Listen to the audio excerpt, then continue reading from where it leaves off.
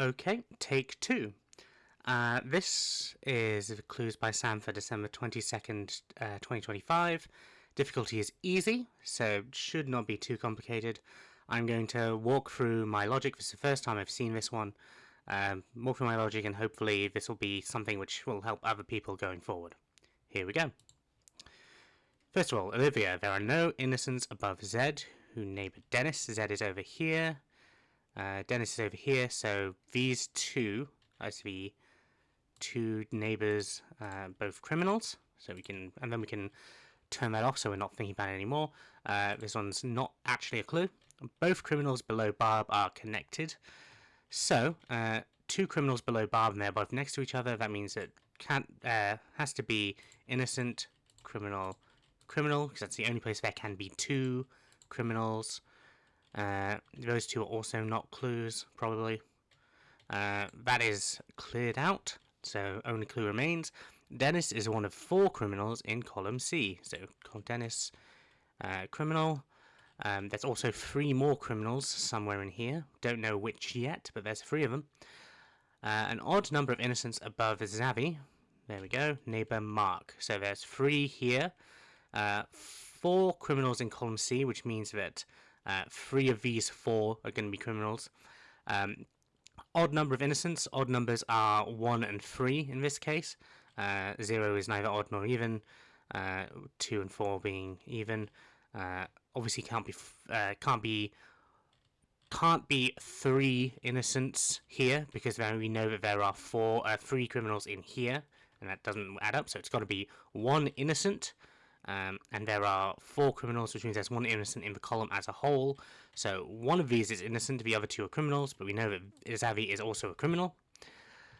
Mark only has 1 innocent neighbour. That we know that's one of those 3, which means that Tina has to be a criminal. Only one of the 2 innocents neighbouring me is to the right of Uma. Uma is there, which means that Zed, as the only person who is both innocent, as the only person both neighbouring and to the right of Uma and not already counted for, must be innocent. That means there's 1 more innocent. Could be one of those 2, could also be Mark. It's either Mark and Helen or one of those 2. There's an equal number of innocents in columns C and D.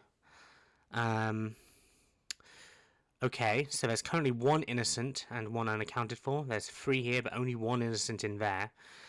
We know that there's 1 innocent in that pile, which means there's 1 innocent in that column, which means that Mark has to be a criminal, which means that Helen has to be a criminal, and one of these 2 is the remaining innocent.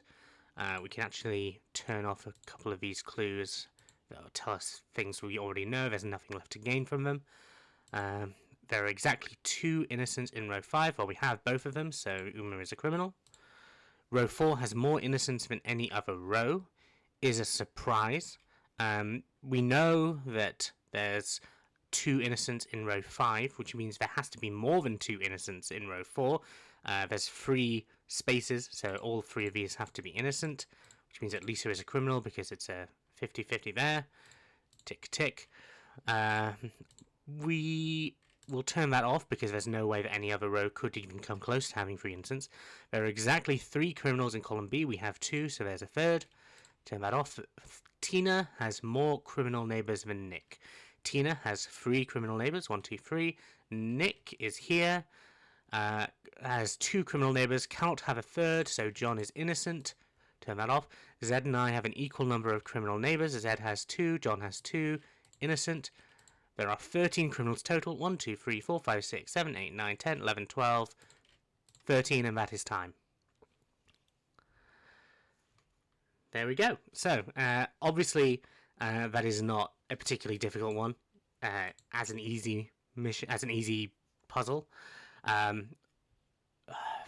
Hopefully, you will be able to beat my time of 3 minutes 44 there, because that was with me reading everything aloud and going through step by step. That would have been faster otherwise, but I don't know how much faster. There we go. That is everything. Thank you very much for watching and listening, and I hope this helps going forward.